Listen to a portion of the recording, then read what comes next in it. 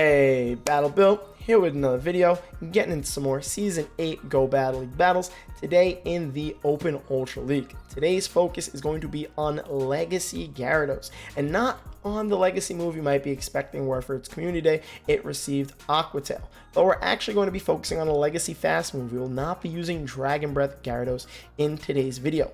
We'll be using the Legacy move of Dragon Tail. Now, Dragon Tail was not given to Gyarados in a community day form. I think it had access to Dragon Tail early on when the game first came out. They decided to take it away, but when they brought the Elite TMs, they put Dragon Tail in the Elite TM move pool for a fast move. And because I have so many fast Elite TMs, I was like, let's put one to use and try it out on Gyarados. Now, there's been a heavy debate between which move is better, Dragon Breath or Dragon Tail, and I will throw a link in the description of a video that highlights this very well, made by the content creator of Thotechtical. I'm sure you've heard of him. He discusses it on Dragonite, but because Gyarados doesn't receive stab on either of them, the logic should still hold consistently for Gyarados there. Now, the main reason why we're focusing on Dragon Tail is not because of the energy per turn, because that's the main focus of Thotechtical's video, is that Dragon Breath is technically like a slight bit better energy per turn, but it shows up as 3 energy per turn on PV Poke, and that's close enough for us. The main thing we care about is Dragon Tail having the higher damage per turn. Now, you might be wondering, why not use Waterfall instead? Waterfall gets stab.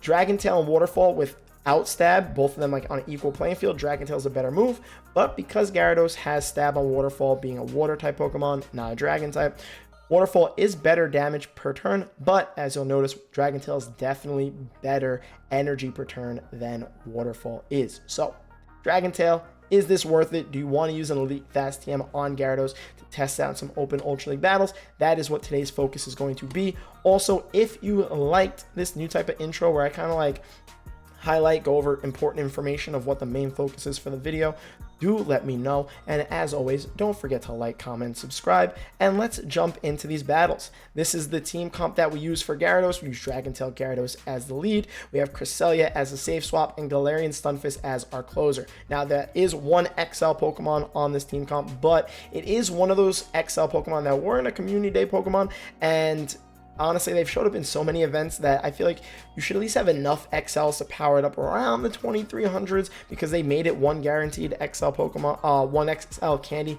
per catch. But again, to each their own depending on the grinds. But I do feel like Stunfisk is a relatively accessible XL mon. Even if you don't have a fully XL, you could definitely have success with it if you would like to test this team comp, because I had a lot of success with it in Open Ultra League, and this is a set of 9 battles. It would have been 10, but with the recent update, you know, Pokemon Go has been kind of crashing a lot more. Let me know if you've been experiencing that also, because one of my battles crashed, so I just got the loss for it, and I couldn't even pull it back up to jump into the battle to try and salvage it. I just got the loss. So obviously I'm not going to put that content in the video, but I did go on a pretty nice streak in this 9 set of battles. So let's catch up to where we're at. This is the first battle here. We have a Galarian Stunfisk on Alolan Ninetales. The Gyarados did well against the Jellicent because the Dragon Tails are neutral. That is definitely one matchup where you would like to have Dragon Tail instead of Waterfall, because Waterfall would have been resisted.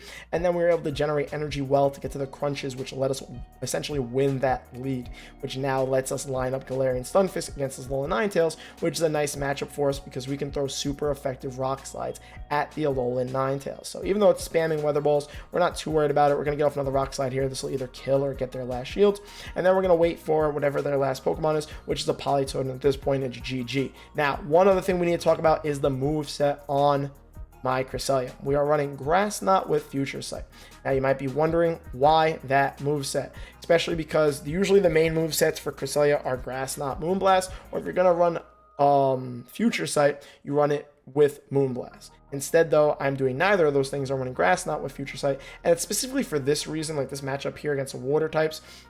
I have not been seeing enough Giratinas to warrant having super effective Moonblast. Moonblast definitely does help for the mirror matchup though, which is unfortunate, but the main reason why we're using Future Sight is because we're a little worried about Talonflames. Talonflames are all over the place in both Open Ultra and in Ultra Premier. So we want to have Future Sight to be able to hit them Talonflames. Also, you notice I'm going for a Future Sight here because I'm a little irritated with my opponent. They haven't quit out of a match that they clearly have no chance in. So I'm like, let's just go for kind of the bad manners for the more expensive move for no real reason. And it doesn't end up taking it out, mostly because it's neutral. So then I swap into my Stunfisk, Mud Shot down the Politoed, and we call it a GG. Yes, that's the logic behind why we're running that moveset. You could get away with Moonblast Future Sight. I think as I played more matchups, that was the moveset I wanted to also have. But the main reason why I didn't run it is because Grass Knot is Legacy, and I didn't feel like making another Cresselia. So getting into this next match, Gyarados on Poliwrath, I think is a relatively positive matchup, whether you have Dragon Breath or even Waterfall, which is resisted, because you just pretty much resist or take neutral from Poliwrath's moves. All of its stab moves you're going to be resisting, like that Dynamic Punch is resisted. Ice Punch would have been neutral, but Dynamic Punch just a better move, which is why they're still going for it there. But Dragon Tail definitely helps make this a solid, easy win, where we could have played out the no shield, and we could have also farmed down to have energy, which is why they swapped out into the Snorlax. So Gyarados winning a matchup there. I have seen a couple Poliwraths in Open. I don't really see them too much in Premier. They bring in a save swap of a Snorlax. We chipped away at it, mostly because we want to be able to get off an Earthquake and threaten the shield, because this could almost take out. Gets them really low. They're going to get to a charge move here. I'm fully expecting the superpower because their Snorlax is almost dead. We're going to let it come through because Stunfisk has done its job. And thankfully, we're able to get off another Mud Shot and take it out before they can get off another superpower. They come with their Poliwrath. They decide to throw their move right away, and we're cool with that. Stunfisk has done plenty. We can come in with Gyarados, try and farm down, and then they swapped into Registeel. Now, this would be a matchup where you prefer to have Waterfall because it'd be neutral, whereas Dragon Tail is resisted. But what we don't mind here is still having Dragon Tail, because the energy that it's generating being slightly better than what Waterfall is doing means we can shield here, obviously commit, because we do not want Crest on Registeel. We get absolutely walled in that matchup, and we were able to spam these Aqua Tails a little bit better than what we would have been able to do with Waterfall, even though Waterfall would have been more ideal for the fast move damage in this specific situation. But this matchup is still going to work out nicely for us. Gyarados still does well against Registeel in this matchup, even with the Dragon Tail, because of that energy generation like I mentioned. And we're even getting shields here with the Aqua Tail. They just get to this charge move, but we've already piled on enough damage to get the Registeel low enough for Cresselia to come in here and take it out. So we're going to be spamming Future Sights. Honestly, Future Sight ends up being the best move to go for against Registeel anyway, because Grass Knot, Moonblast, and Future Sight are all resisted by Registeel's Steel typing. So at least getting Stab on Future Sight actually kind of helps here. As you'll see, it did about half of their remaining health, and we're just worried about a potential swap, which is what they do, but they swapped too early, so they didn't make it difficult for us.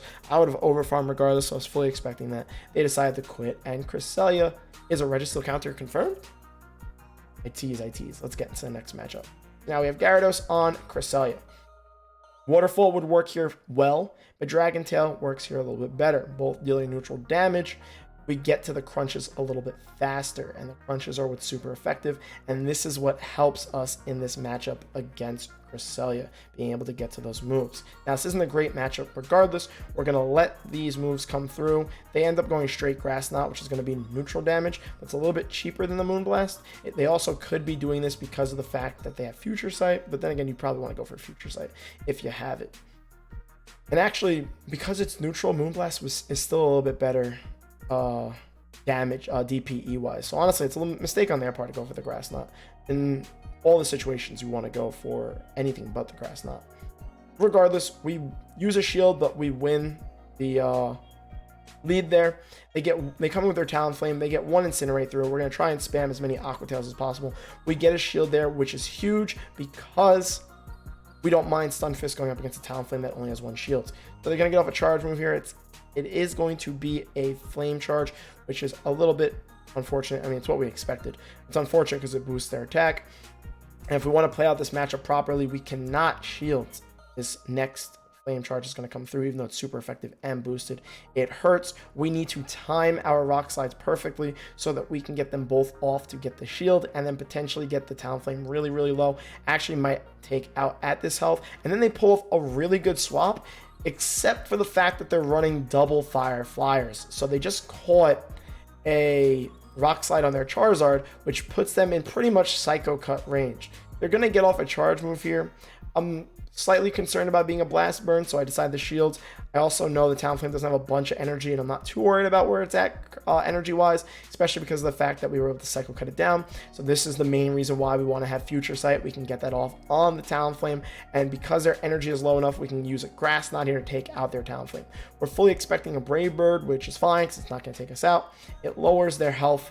Lowers their defense even more, which makes this Grass Knot even easier to take out their Talonflame, and they decide to quit right before the charge move, but I still have to go through the charge move animation. So far, everything how I drew it up is working out really nicely. Getting to this next match, we have Gyarados on an Obstagoon lead. From what I've been told, I haven't double checked this. From what I've been told is that Waterfall Gyarados loses this barely. I don't know if that's necessarily true. I think the only way Goon is able to flip this is if they get a boost, but Dragon Tail Gyarados does just as well here and does beat the Obstagoon again, as long as they do not get a boost. So that's all we're hoping for. We get to these Aqua Tails a little bit quicker. We're going to potentially threaten a shield or get their Goon really low to then farm down. But we get them really low. We know we can afford a Night Slash here, so we have no intentions of shielding. We'll play out the no shield and win this relatively easy, as long as they don't get a boost again. They decide to swap, so then we swap. We go into Galarian Stunfisk. And our main counters on this team for Giratina Altered are this Galarian Stunfisk, because we resist all these Dragon Claws that are going to come through. Shadow Sneak would be neutral, but Shadow Sneak's such a bad move. But I feel like, I feel like when it's a one-turn differential, though, you still kind of want to go for Shadow Sneak. Either way, it's fine with us because we can spam these Earthquakes. But our two main counters, because our Cresselia does not have Moonblast, is Dragon Tail Gyarados. It will definitely do a good chunk of damage to a Giratina Altered with the super effective Dragon Tails and the super effective Crunches. And then Stunfisk, because Stunfisk just tanks all of Giratina's moves really well. And then we can spam these Earthquakes, even though they're neutral. They definitely start to add up and do a solid chunk. So they're going to get off another charge move here. They're going to get us relatively low. We are not going to shield anything. Do I go for the Rock Slide? I do go for the Rock Slide. I get them really low. My plan here wasn't to necessarily take them out. I wanted to get them low enough to farm, but then they swap into their Obstagoon, so I swap into my Gyarados, Dragon Tail their Obstagoon down. I'm expecting the Giratina to come back in. We throw the Aqua Tail, and this will take out the Giratina Alter's remaining health, and this all comes down to whatever their last Pokemon is, but we also have a shield advantage. Thankfully, we have this shield advantage because this is where we wish we had Moonblast on our Cresselia. Having Grass Knot and Future Sight is not ideal for the mirror matchup, so we actually decide to shield the Grass Knot because we know we can't get Psycho Cut down, and we want to at least get off an Earthquake to get the shield, which is what it does, or do a solid chunk of damage to the Cresselia. We try to swap the Catch-a move so we can get to the Earthquake later, but we ended up not catching. They throw a Moonblast. We still have a one shield to no shield advantage. They do get the attack debuff, which is not exactly ideal. And now I need to spam Future Sights, even though I know Grass Knot is neutral. Future Sight is resisted, but typically because Future Sight has Stab, it's still the move you want to go for here. So we're spamming Future Sights, and we're like, oh, perfect. We've played this match for so long, the timer's running out, so we're just going to shield here, make sure we have enough health. It was also smart for us to preserve the little bit of health on our Galarian Stunfisk, because if we did not get them low enough, we still win based on the fact that we have two Pokemon and they only have one. Their health is similar to ours. That would be really tight if I let the Stunfisk die, but because, like I said, we have two Pokemon, we take the dub there, and we're going to get into the next match. Now we have Gyarados on Talonflame. So obviously having Waterfall here would make this matchup amazing for us. But with Dragon Tail, it's not a bad matchup. It's still a nice win for Gyarados. So it's not like you're dropping that matchup. And of course, being able to deal with Talonflame is important. They then save swap into Clefable, which makes me feel like they're running a double charm team. And I'm like, ooh, this should be an easy dub. Keep everything aligned, win this easy. They're going to go for a charge move. We have no intentions of shielding. Everything Clefable throws will be resisted. So we're even over farming because we're fully expecting the Talonflame to come back in after we take out the Clefable. And then instead of doing that, they decide, right, they don't come with the Talonflame. I hope I'm not mixing this up with another match. I'm going to weigh out the Switch Timer. Oh, they do come back in the Talonflame. I am mixing this up with another match. Either way, though, this will do a nice chunk of damage to the Talonflame. or potentially get a shield. Didn't get the shield, did the damage. And it makes sense they're not committing necessarily the shields to the Talonflame because I still have that Gyarados in the back. So this is going to come down to really whatever their last Pokemon is. We let the Flame Charge come through. We go into Gyarados. And this is another situation where we really wish we had Moonblast. Now, in the back of my mind, I'm like, you know what? This is not great, but at least Gyarados has a bunch of health. They assumed we had Moonblast. We didn't even need to have Moonblast. They decided to top left, and we get the dub there. Now, I think we would have won that one regardless, just based on the fact that Gyarados had so much health. The Dragon Tails and the Aqua Tails would have added up, and their Talonflame was practically dead. But it would have been close, and it definitely wasn't a match they should have quit, but that was mostly because they didn't know that we didn't have Moonblast. So it works out when you run a weird moveset. People like to assume things. Getting to this next matchup, Gyarados on Swampert. Still a positive matchup for us with Waterfall or Dragon Tail. Both doing a bunch of neutral damage, chunking away at the Swampert. Gonna go straight for the Aqua Tails. We are spamming them because of the energy generation. We have them really low. We have no intention of shielding here. They threw a Hydro Cannon, so we're fully expecting another Hydro Cannon. And then if they outpace us before we can farm them down, we will shield there. But they don't outpace us, so we win this beautifully. We keep shield advantage, and we win the lead. So can't draw it up any better than that.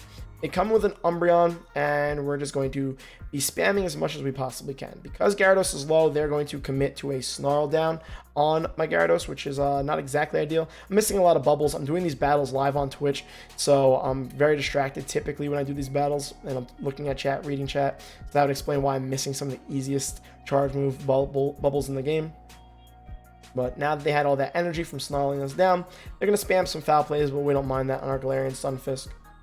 They go for 2 back-to-back.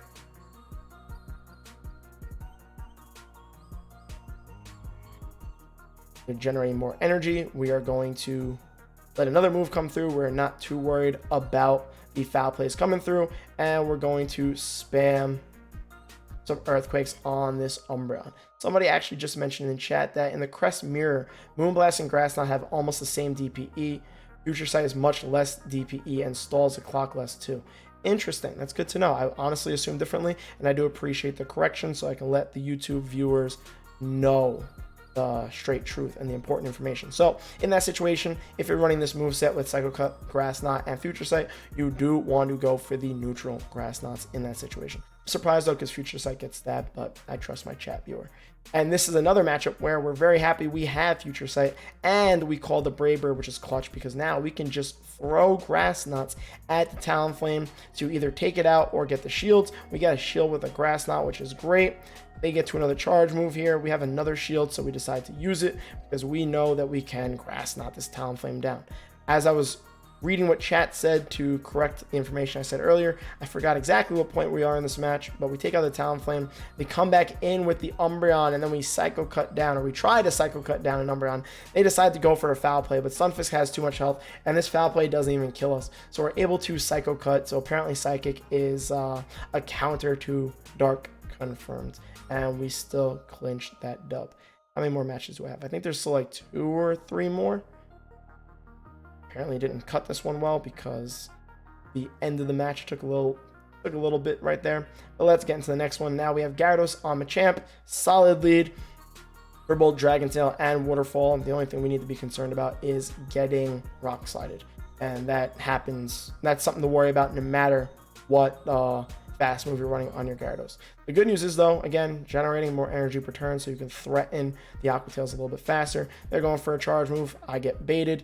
Ends up being a cross chop, which is unfortunate. Trying to get to another Aqua Tail before they're able to get to their Rock Slide, and then they pull a nice swap into their Crest. So I throw the Aqua Tail there. I swap into Galarian Stunfisk. We take neutral damage from Grass Knot. So we're not too worried about this matchup when we can spam a bunch of Earthquakes. We're just going to play this matchup out. It's going to be a bit of a slow one. We're going to let all the charge moves come through because the Grass Knots, they'll slowly, extremely slowly add up. So we're not too worried about it. Wakes will definitely add up a lot faster on the Crest. And we're going to try to, I think, build up to 2 Rock Slides here because we're really not worried about any of these Grass Knots. And we have so much health in the Stunfisk. So we can take out the Crest and then throw something at the Machamp. Oh, that was our plan. And then they swapped because our switch timers weren't aligned. But the switch timers not being aligned worked out beautifully because they tried to get a quick cross chop off of my Stunfisk, and we're able to catch it on the Gyarados. And then they go for another charge move. It ends up being another cross chop. We're going to try and Dragon Tail down before they can counter us down, but Shadow Machamp is just so oppressive. But that's fine. They don't have much energy. We can come back in with a Crest. They're going to get to another charge move here, but it's only going to be a cross chop again. Not too worried about that when it's resisted by Pokemon as thick as Crest. We get a little bit of lag here. We get some farm on the Machamp. They then come in with a Berserker, and this, I think, ends up being the match that we lost because obviously Crest, being a Psychic type, going up against Steel type is not ideal. I think I also tried to catch... Oh, yeah, wait, well, I forgot exactly what I was trying to do there.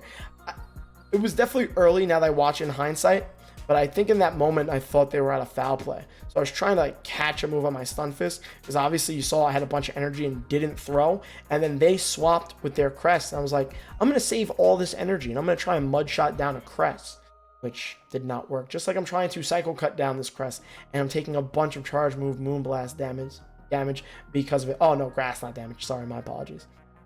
But yes, we commit to a Cycle Cut down finally, but it's just not going to work out. We go for the Grass Knot bait here to get this shield, and my opponent actually makes a crazy call there. I think they win this regardless. We then go for another Grass Knot bait because we need that shield. We need to try to get off a Future Sight to potentially win this.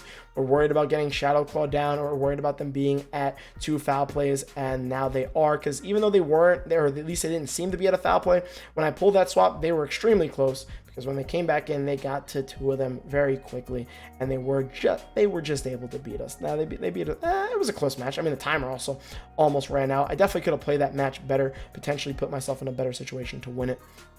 But, you know, is what it is. Make mistakes, learn from them, move forward. Getting into the next match, we have Gyarados on Armored Mewtwo.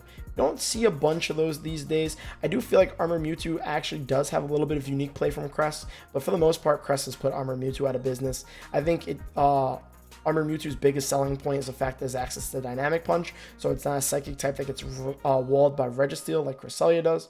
And now they're going for a charge room here. There's going to be a Side Strike. We know they get to these Side Strikes relatively quickly, but we knew they weren't at a second one yet. So we shielded there, got off the crunch. We're in the 1 shield situation. We got their Mewtwo really low. This Side Strike's going to come through. We're going to lose the 1 shield against Armored Mewtwo. Side Strike's going to take us out. And then I think I come in with Crest. Yeah, because I'm not worried about any of the damage coming from the Armored Mewtwo. I definitely want to bring in Stunfisk to potentially get Dynamic Punch. I'd rather the Armored Mewtwo throw some resisted Side Strikes on my Cresselia, build up to about 2 Grass Knots, and hope with that excess energy it can help take down whatever they have in their back line. So that was my logic there. Going for the Grass Knot, takes out the Mewtwo. They're then going to come in with, wait for it, another Umbreon! Which is where we hate that we don't have Moonblast, but we swap into Stunfisk. And actually, I remember this match now. They stayed in, and this is obviously a big misplay because of the fact that, you know, if you have Umbreon against a Cresselia, you want to keep it lined up. But they were also probably assuming I had Moonblast, so they were like, you know what, why take super effective Moonblasts when we can stay in this matchup and try to get rid of Stunfisk, because their Pokemon that they have in the back is an Alolan Ninetales, which we're going to find out soon when we go through this very, very slow and long matchup of thickness and charge move spam. But they have an Alolan Ninetales, and I'm pretty sure that Alolan Ninetales has Charm, which is the main reason why they didn't bring it in against the Stunfisk, because Stunfisk would have slaughtered it, and I would have gotten a bunch of Rock Slides off on it.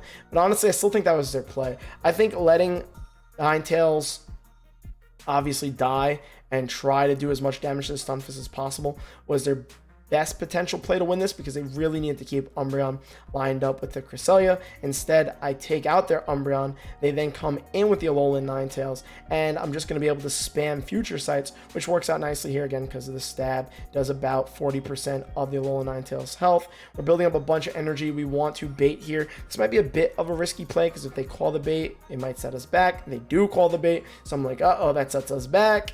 And they're going to get to a charge move here. We are going to shield. Stunfisk is a little low. We're worried about it getting charmed down. So it's like, can we get to 2 Grass Knots before they get to another Weather Ball? Again, thankfully, they're running Charm and not Powder Snow, because it would have been spamming a lot more moves. We get their final shield almost out of time. in the match. A lot of thickness here is going to lead to a bunch of timeout matches, but we do get to the Grass Knot in time to take out the Alolan Ninetales, and I think that was, nope, that was not the last match of the set. I lied.